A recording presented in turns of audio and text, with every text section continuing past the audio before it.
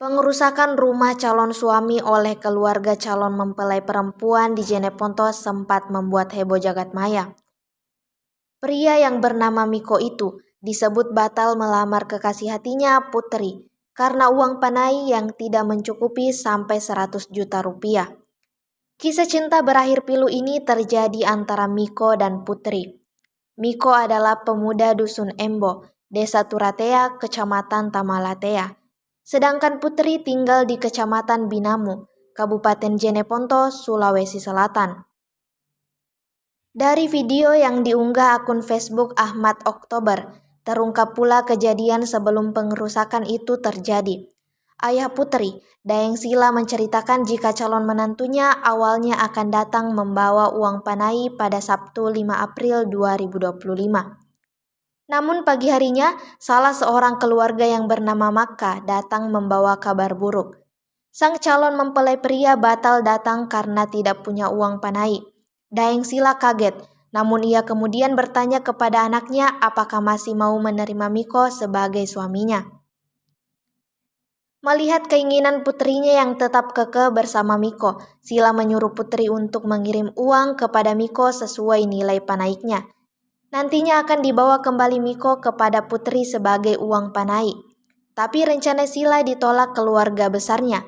Kendati begitu, kesepakatan keluarga Putri hanya meminta uang panai seadanya kepada pihak Miko. Apakah itu 1 juta rupiah atau 10 juta rupiah? Sebab, kata Sila terpenting ada mahar emas meskipun 1 gram. Pihak keluarga Putri lalu menuju rumah Miko. Sayangnya, pagar rumahnya sudah digembok dan pintu rumah ditutup. Kata tetangga Miko dan orang tuanya ke Makassar sejak subuh. Keluarga besar Putri mulai emosi, maka lalu mendatangi ayah kandung Miko di Bungung Lompoa, Tamalatea. Namun tetap tak ada jalan. Ayah kandung Miko tersebut menolak datang karena tidak dilibatkan saat proses awal lamaran. Sorenya, ibu Miko menelpon dan mengatakan akan segera datang membawa uang 20 juta rupiah. Namun, lagi-lagi hanya tinggal janji. Keluarga Miko tak kunjung muncul. Rupanya Miko menitip pesan lewat Putri. Jika ia mengirim uang 15 juta rupiah dan diminta ambil sendiri di rumahnya di Dusun Embo. Jika tidak, maka rencana pernikahan mereka batal. Daeng Sila yang mendengar itu tidak terima. Ia merasa tidak dihargai. Kata Sila, seandainya calon menantunya mau datang membawa uang, ia pasti akan menerima berapapun nilainya. Amarah yang semakin mendidih memaksa keluarga Putri bertindak anarkis.